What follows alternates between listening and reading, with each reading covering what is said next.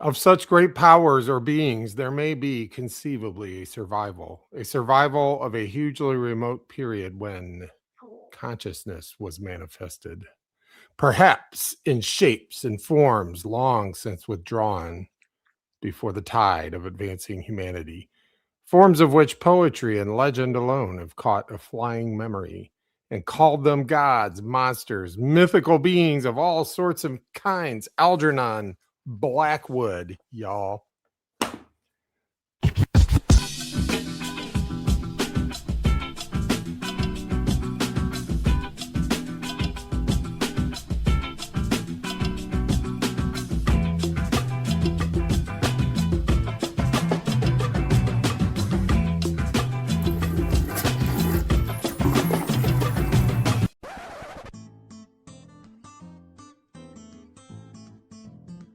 I went to bed late because I was up reading about monsters of the deep.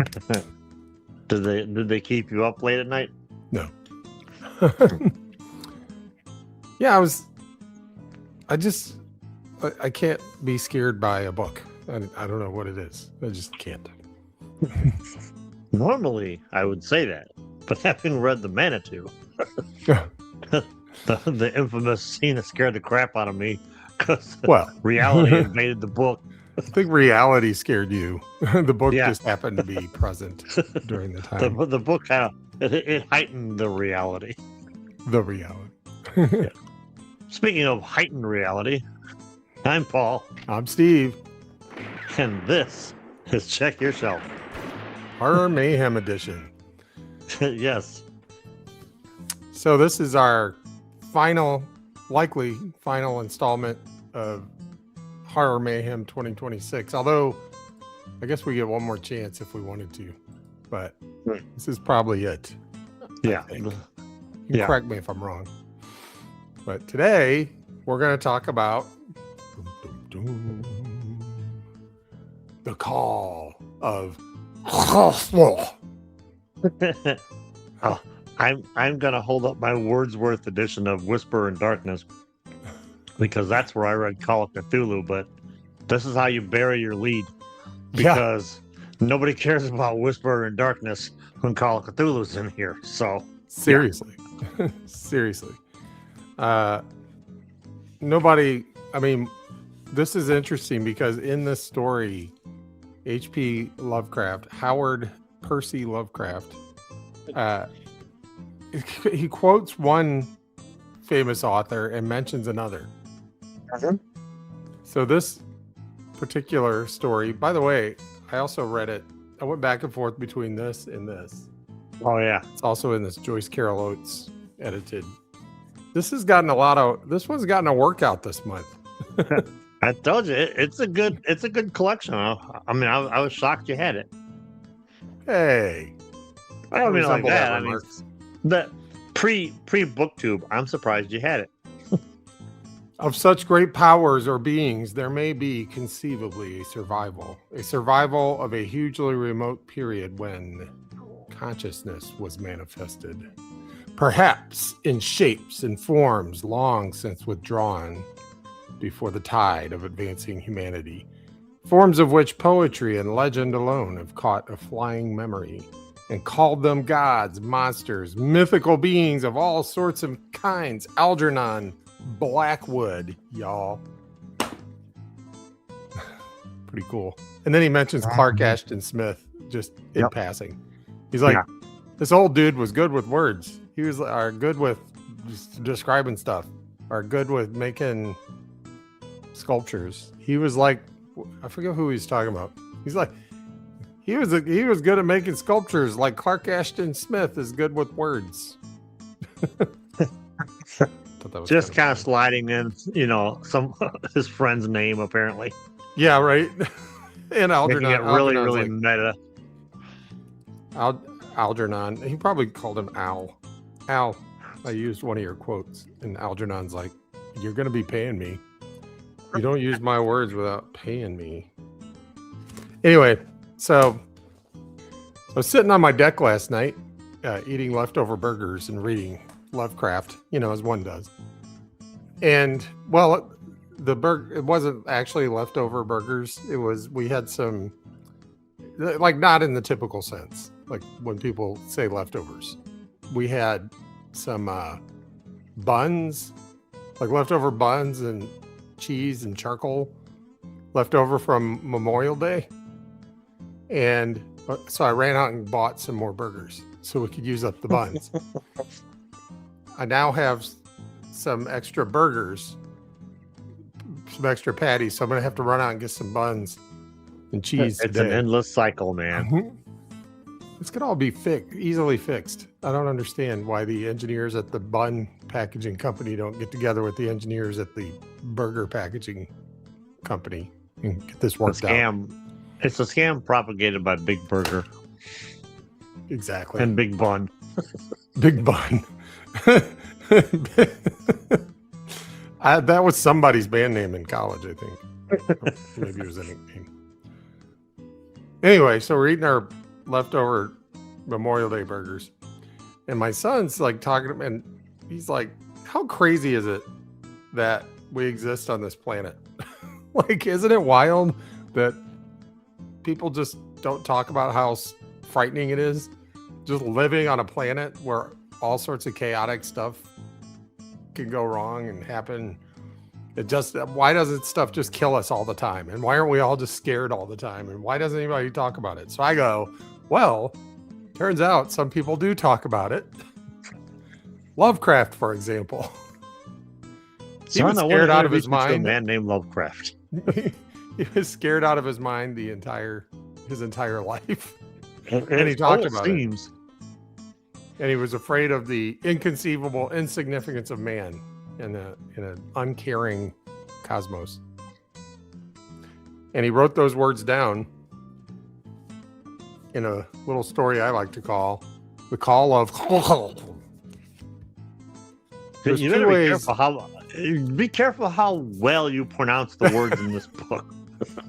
Fhtagn. There's apparently a couple of different ways to mispronounce this word.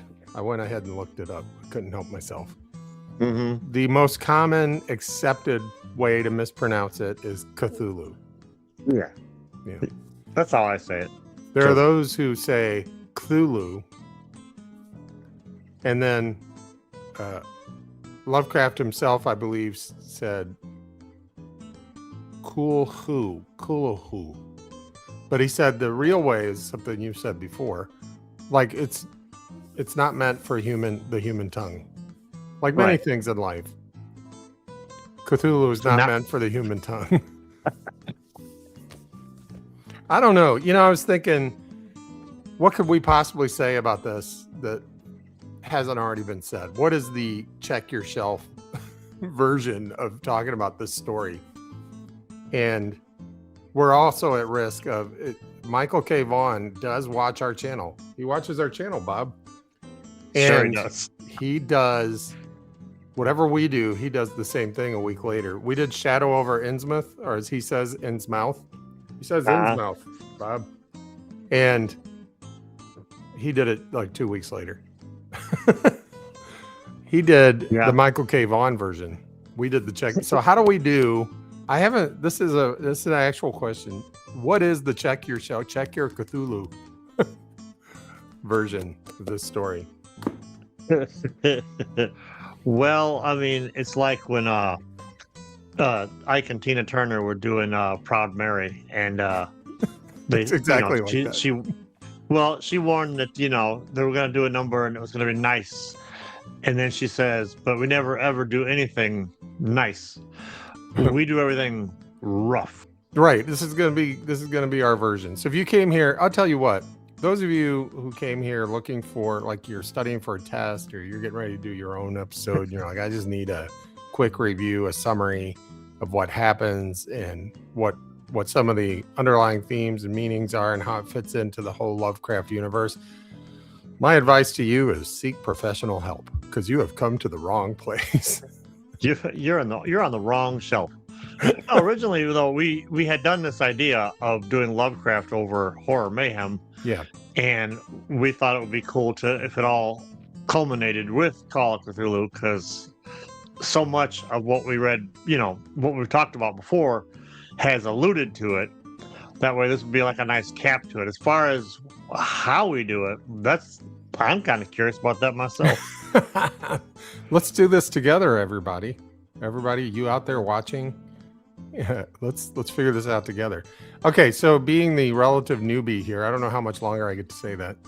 I think you're just about done. You've probably read 5 or 6 stories by now. Yeah. I think you're past the noob stage. Yeah, that's probably true. Now, my son did ask. He said, "I would like to stage. read some Lovecraft," and I said, "Yeah. I mean, if you want to seem smart, you gotta, right?" Yeah. And so I told him we've talked a number of times where to start. And I said, now having read Call of Cthulhu, I do not recommend starting there. Yeah, no, it's not a good place to start. It's so disjointed, and if you don't pay attention, you'll miss what's actually going on. Yes. So, my advice, The Outsider. The Outsider is the perfect love. I still haven't read. Yeah. I highly recommend it. It's not the best, but it's a good introduction. So I got to see if I have it. If I have it, I will. I told him about Shadow over Innsmouth, and he's like, I want to read that one. I was like, but he doesn't like action as much as, and I was like, oh, The Outsider is really short. He said he would like a really short one. I was like, okay. Looks like That's the other reason why I recommend it. It's just a short little story that it's good. It's atmospheric. It has a really good ending to it, and it's a nice little introduction, I feel. Yeah, I guess I'll start him on that one. I'll have to read it. I'll read it and I'll pass it along.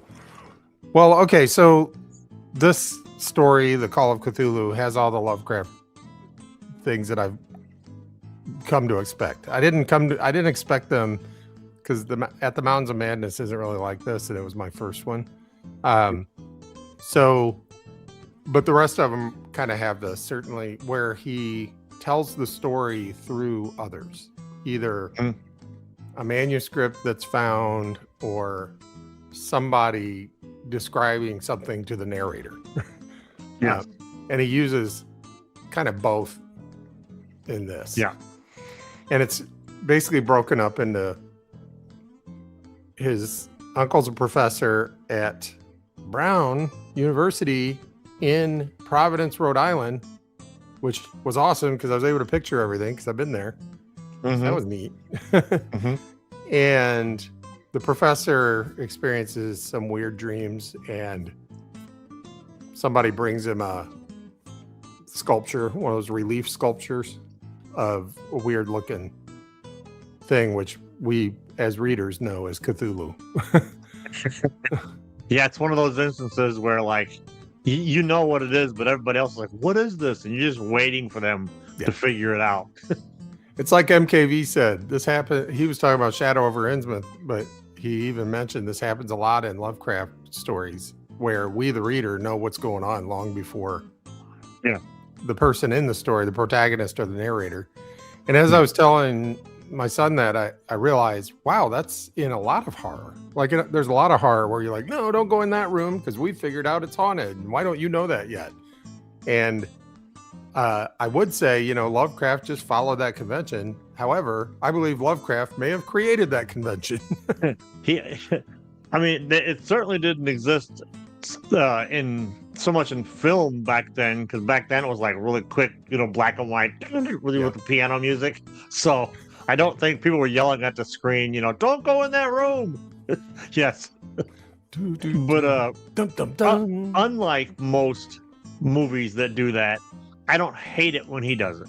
I hate how dumb people are in movies, But well, we have the benefit of having read Lovecraft. The people in the story have not read Lovecraft, so yeah, true. Yeah, so then there's this inspector. They call him an inspector. He's like a detective who, down in Louisiana in the swamps, encountered a cult that had they kind of did human sacrifice and had a statuette of, wait for it, Cthulhu. So we find out it's neat that you describe this as like a culmination, because it's almost like fan service. He's like, okay, I've been alluding to this god like being from the stars, the old ones, Cthulhu, who's from a city beneath the waves and it sleeps and waits. I've been alluding to that through all these stories. Now I'm just going to bring it all together and tell you who that is, where he lives, and how his name and legend has lived on through the eons. And with all the stuff he lays out, all the different, what's the term, like the unrelated articles or whatever. Yeah, you really see just how jacked up this world is. Yeah. There's death cults like everywhere. Yeah, and the reader's probably going, well, I've heard of these death cults. Is this real? Yes, it's real. I love how he also points out like all these disparate things are happening, like, and various people know about them, and he's like, the most merciful thing in the world, I think, is the inability of the human mind to correlate all its contents. I read that and I was like, that's great. Because it's almost like you wrote that sentence one day and went, I know what I'll do. There's a story in there. But I'll wrap a story around it somehow. It's like one of my favorite another one of my favorite YouTube channels is Strange Eons, who gets her name for her channel from this story. That opening line is basically the genesis or the nucleus of her channel, because she pulls all this different stuff out of nowhere, she does a lot of internet sensation stuff from like the 2000s and whatnot, but it all just seems to like, where did you find this? And she brings it back around full circle. Yeah. There's always a point in there somewhere. So he hears about this cult there, and then there's this old sailor dude who survives the police raid and survives, the winged ones coming and doing whatever they do. And he tells the story of sailing to China and the South Pacific and stuff and meeting other cults who also worship this thing that has a squid face and a dragon body and wings.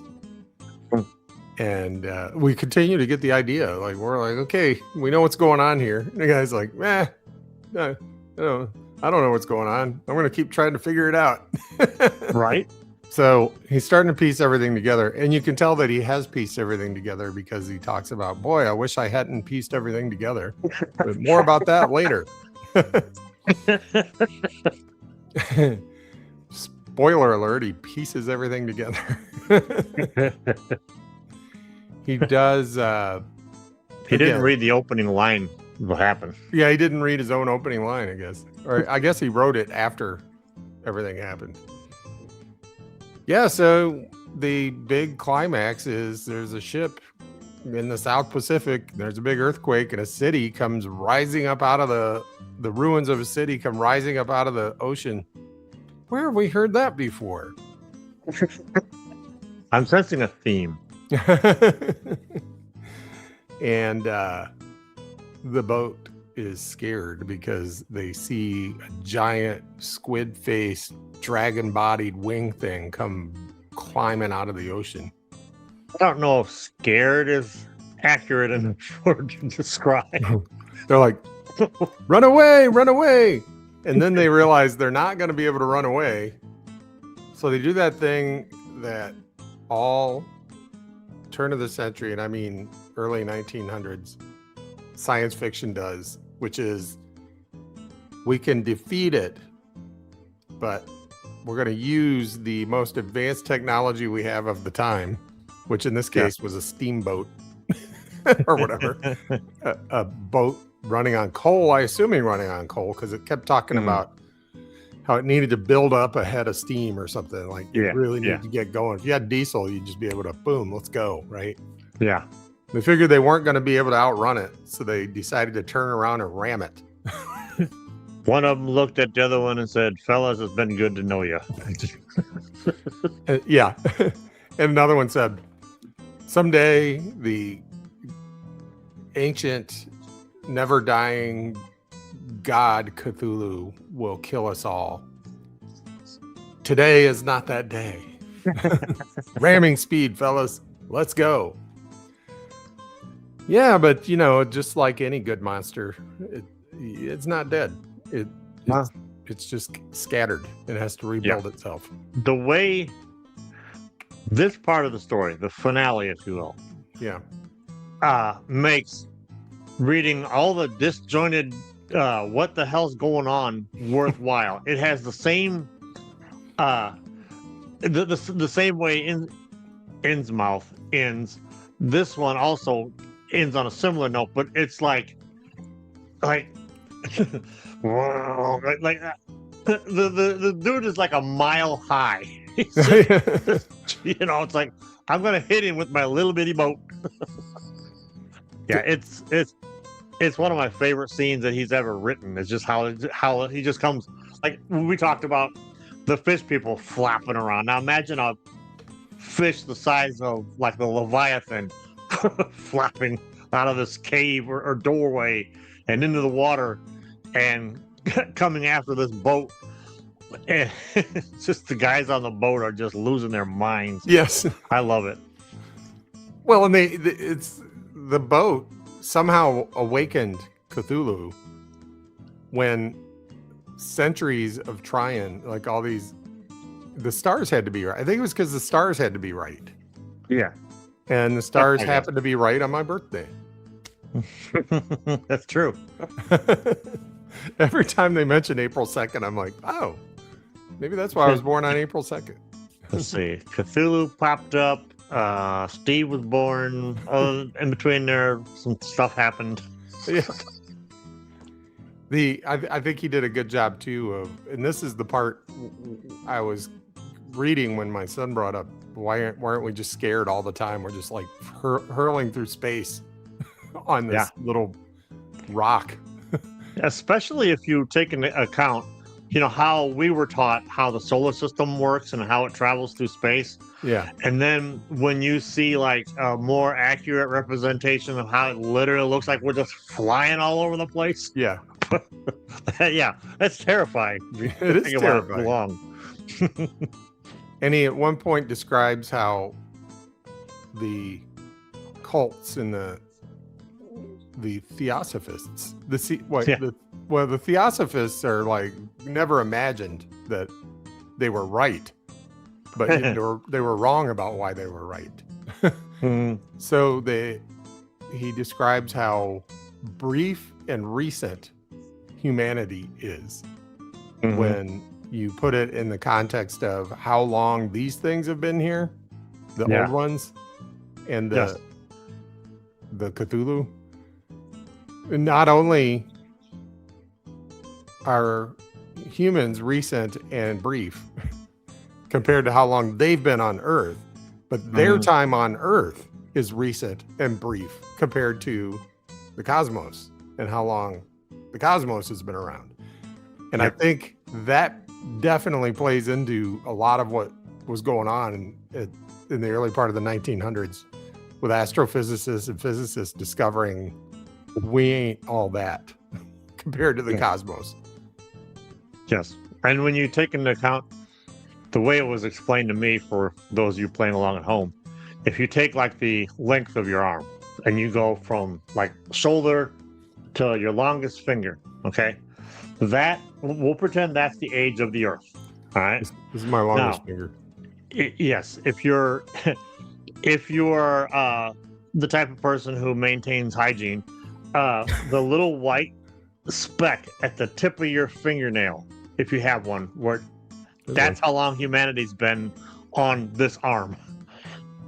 Now, if you take and think about, I don't even want to guess how long the arm is for the universe, but yeah, nobody embrace the concept of deep time in their stories, especially at this time, the way he did. Yeah. He did a fantastic job. Yeah, I heard the one about a clock. Like it's if the universe or Earth or something started at 12:01 a.m. today, like humanity is like 11:59 p.m. or something like that. Oh. Yeah. Who knows? Long Let us time. know down Old below. time. Old time is a great way to say that. I love that. Yeah. Or deep time. You said deep time. Yeah. There's a really good H.P. Lovecraft documentary on YouTube. At least it was several years ago when I saw it. And they cover a lot of that. And yeah, he was if I find it, I'll link it down below. It's worth checking out if you haven't seen it already. Remember my math rock band in college called Deep Time? Deep time. Math rock. I remember I met somebody who was in a band, and I didn't know it was at that bar that you and I used to go to where we'd see bands in Chicago. Oh yeah. On Division or something. Anyway, one of the bands, I was like, "Hey, this is so and so." He said he's in the band that's playing. I was like, "Oh, nice to meet you. What kind of music do you guys play?" He's like, "Math rock." I was like, "Math rock? What's math rock?" He was offended. It was almost like everybody knows, and it's cool because nobody knows. That's right. One of my favorite jokes is like where like the headline is like satanic parents are devastated when they discover that the kids are playing D&D and it's just math and improv. So Call of Cthulhu, brilliantly written. There's a reason it permeates our culture. There's a reason a lot of people talk about Cthulhu. There's a reason Infinite Text has a Cthulhu head in the background. And it's a story that I expect I'll read again because I expect I'll get even more out of it because there's a lot in there. Once you get the story, and because when I read, like I need to get the story and I need to read through the story, and I might pick up on some of the philosophical other things along the way. But then I need to read the story again because now I know the story, and the story's not getting in the way of me picking up on these little nuggets of wisdom and philosophy, you know. With stuff like this, you can read it till Kingdom Come. You'll still pick up on stuff. Kingdom Come is, I believe, called Relay in here. True. He even talks about the Necronomicon and Arab Abdul Al-Hazred, who says, "That is not dead, which can eternal lie. And with strange eons, even death may die." Strange eons. Or as Michael Scott once said. That's what she said. Yeah. That joke is so inside. All right, so this has it all. This has somebody telling him a story. This has him finding manuscripts. He even finds the whole story about Cthulhu attacking the boat. He is a found thing, like from a boat that's just floating around, a derelict, if you will. So it's another one of those manuscripts that ends with "ah." Yeah. So then, on a scale of 4 and 3 and 2 and 1, how do you rate the Call of Cthulhu? I fear what may happen to me if I don't give it at least a 3.8. Yeah, you don't want to make the space gods angry. So. That's right. Yeah, no, it's honestly not my favorite Lovecraft story. It's a great one. I wouldn't put it in his top. What I consider as top 5, but I put it at 5, so I'm going to say 3.5. So next week, if Paul's not with us, you'll know why, and I will read his manuscript live on the air. I'll have fish gills, and I'll be like, "Yes, it is the greatest story ever." Cthulhu fhtagn. Back to the initial question: how do you read Lovecraft? Yeah. And I would say I'm going to read The Outsider. That may be the place to start. If you like Arctic adventure. Read At the Mountains of Madness, because that's 2/3 of that story is Arctic adventure. it's very unlike, even though it follows kind of a similar structure, it's very unlike the bulk of Lovecraft's like prose and theme, just the way he tells it out, because it's very realistic until it isn't. Yeah. I would say don't read this one first. I just would not. This isn't where I would start. I'd start somewhere else. The Outsider, At the Mountains of Madness, even Shadow over Innsmouth would be a better place to start. Well, the problem is with Call of Cthulhu is its reputation. So when you think Lovecraft, the two things that probably pop into your head is Call of Cthulhu and the Necronomicon. Well, since the Necronomicon isn't an actual book, wink, you fall back on Call of Cthulhu. But Call of Cthulhu is so hard to read until you figured out how this guy wrote. Yeah. Then it's a breeze. All right. Well, on that note, I don't think we're going to do any better than that. We hope you enjoyed our little foray into Lovecraft. Steve's introduction to a lot of it. The cap on Horror Mayhem. Next month is Read Whatever the Hell You Want. June, I think, is what we decided it was. Announcing Read Whatever the Hell You Want June. Hey, hang on. I got to get a better book. Hang on. Let me move my dad here for a minute.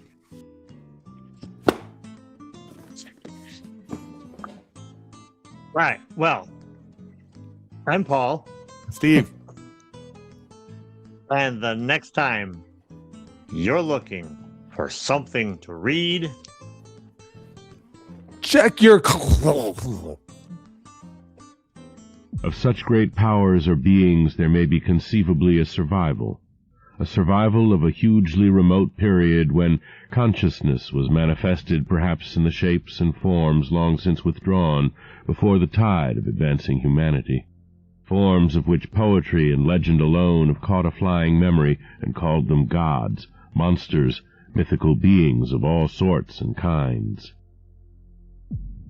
We live on a placid island of ignorance in the midst of black seas of infinity, and it was not meant that we should voyage far.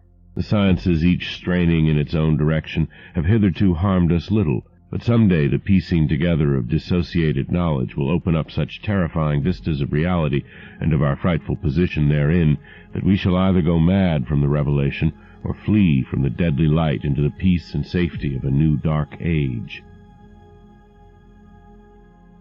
Theosophists have guessed at the awesome grandeur of the cosmic cycle wherein our world and human race form transient incidents.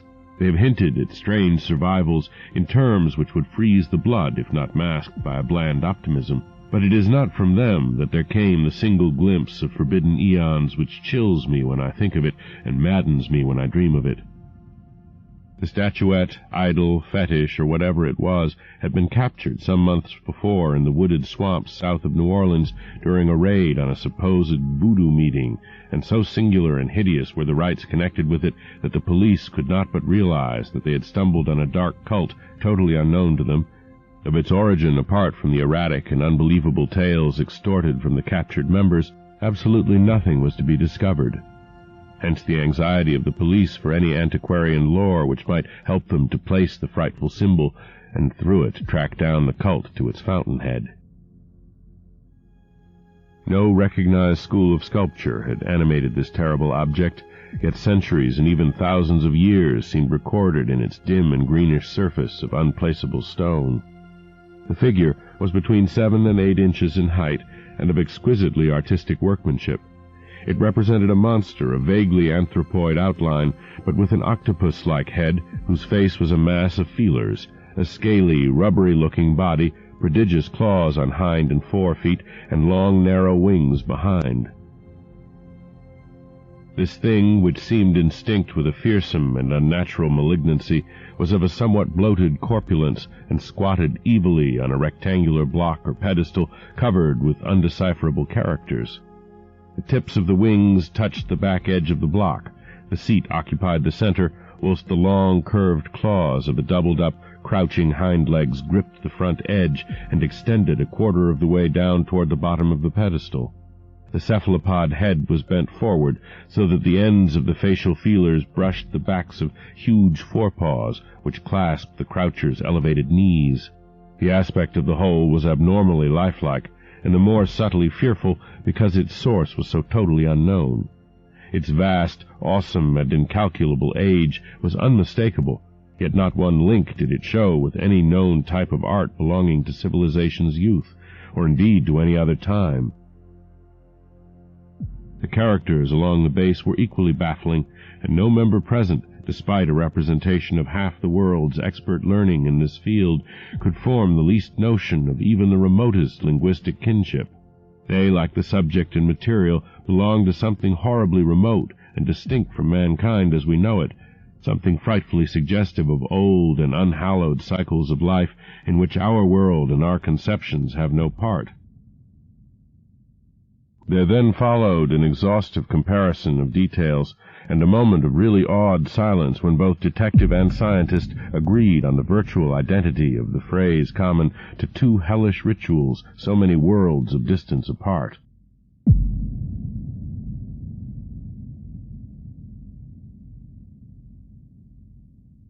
In his house at Rilye, dead Cthulhu waits dreaming.